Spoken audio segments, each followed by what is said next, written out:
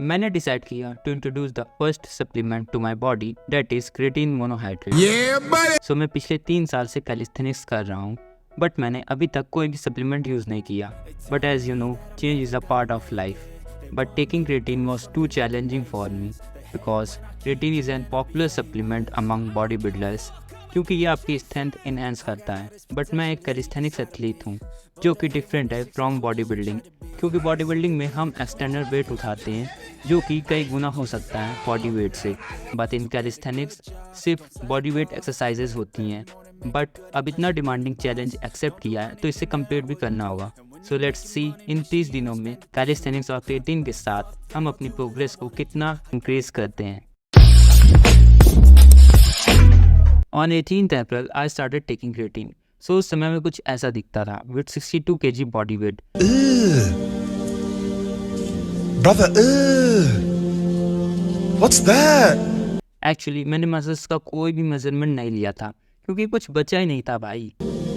What's that, brother? बहुत से लोग ये सोचते हैं कि सिर्फ सप्लीमेंट से ही उनकी बॉडी बन जाएगी, but wake up to reality.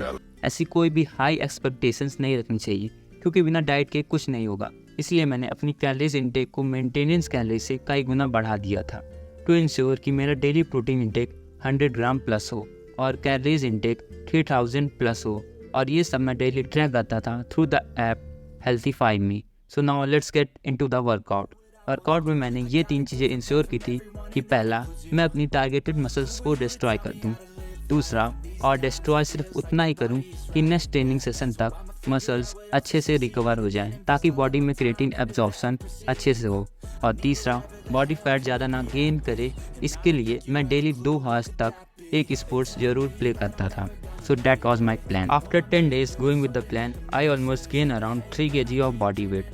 मेरी खुशी का कोई ठिकाना नहीं था, बट एज यू नो, सुनने वालों सुनो, ऐसा भी होता है जो जितना हंसे वो उतना ही रोता है। एग्जैक्टली ऐसा ही कुछ हुआ मेरे साथ भी।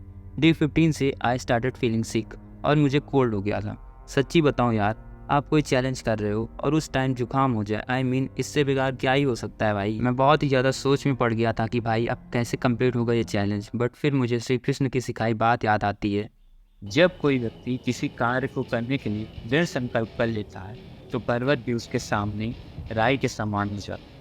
फिर कोई भी बाधा उसका मार्ग नहीं रोक सकती। फिर मैंने बुखार में ही वर्कआउट किया, क्योंकि नो मैटर आप सैड हो, डिप्रेस्ड हो, हैप्पी हो, एंग्री हो, इफ़ यू आर डिसिप्लिन तो वो चीज़ आप करोगे ही करोगे। बट यहाँ सिर्फ एक डिसएडवांटेज था कि बुखार में गेनिंग रुक जाती है, और यही हुआ मेरे साथ भी।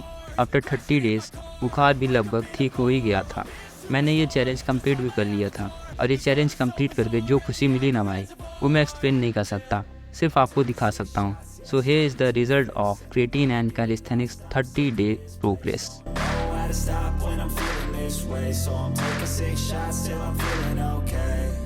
I think I'm going crazy, don't think I'll get home safe. So I'm taking 6 shots all straight to the face. I'm taking 6 shots, are you coming with me? I'm taking 6 shots, yeah, straight to the face. And I wanna get lost, I'm sick of this place. No. So अब conclusion पर आते हैं कि क्या हमें calisthenics करके creatine लेना चाहिए या नहीं।